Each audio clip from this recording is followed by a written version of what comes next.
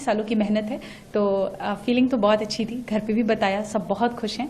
अभी तो थोड़ी देर के लिए विश्वास नहीं हो रहा था, but now slowly slowly the feeling is sinking in. या तैयारियों के बीच में कभी सोचा था आपने कि ठीक है यूपीएससी तो निकल जाएगा, आप आईएएस बन जाओगी, लेकिन रैंक 1 इस बारे में सोचा था आपने?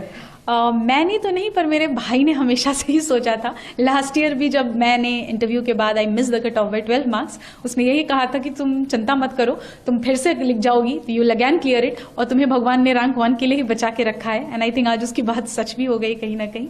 सो हाँ, ये भाई ने मेरे कहा था, मैंने तो कभी नहीं सोचा था। सबको मालूम था कि आज रिजल्ट आने वाले हैं, आपने भी मतलब अंदाजा लगा करके रखा होगा कि ठीक इस समय मैं लैपटॉप खोल करके बैठूंगी और यूपीएससी की साइट पर जाना है, चेक करना है।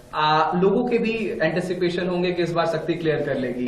जैसे ही आपने अपना नाम देखा, किसको पहला फोन किया, कितनी खुशी अंदर से, क्या कुछ निकल करके आया, किसको किसको फोन किया? हाँ, एक्चुअली सुबह से ही आज था कि रिजल्ट आ जाएगा, एंड वी न्यू कि 1 o'clock से 2 o'clock के बीच में आना है। तो पहले तो मैंने कोशिश की कि मैं फोन साइड में रख के सो जाती हूँ, बट वो हो नहीं पा रहा था।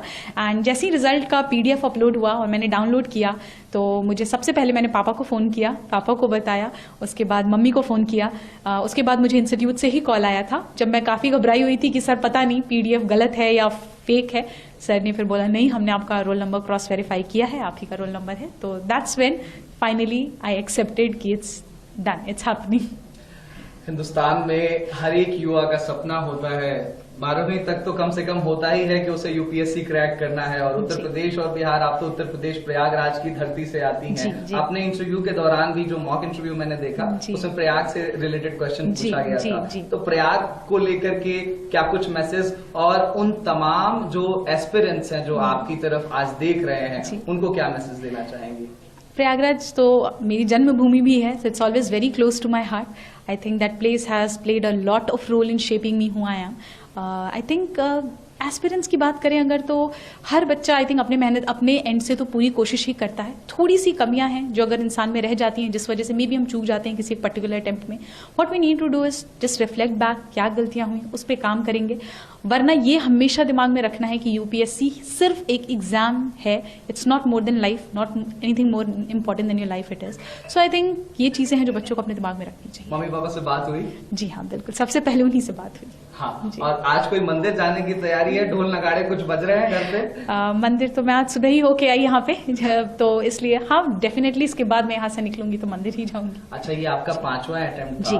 5 अटेम्प्ट्स आप, मतलब ये 5वां अटेम्प्ट था, 4 एग्जाम्स आपने लिखे। फेल्योर को कैसे हैंडल किया जाए, एक मैसेज?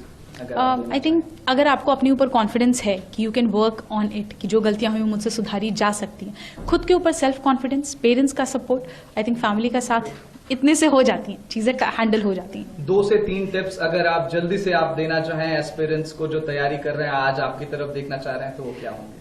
बहुत ही minimum number of book list होनी चाहिए। प्रीवियस ईयर क्वेश्चंस और सिलेबस का हमेशा गाइडेंस लेकर चलना चाहिए। And I think enough number of mocks practice करना भी बहुत जरूरी है, so that you get used to the exam conditions जो यूपीएससी को रिक्वायर्ड है। Thank you so much Shakti. ANI